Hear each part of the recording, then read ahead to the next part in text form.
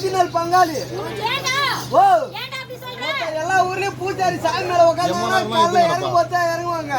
பார்த்தா ஏத்தா பூஜாரி புருஷன் ஆள் இல்ல வீட்டுக்கு போயிட்டாங்க அதனால எடுக்கிறேன். மீட்டர் வந்துச்சு. சரி ஓகே எடுக்க வேண்டியதுதான்.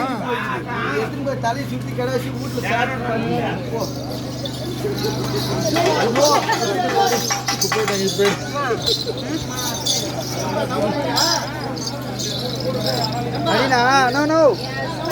யாரு? சரி ஓகே காமி யாருன்னு.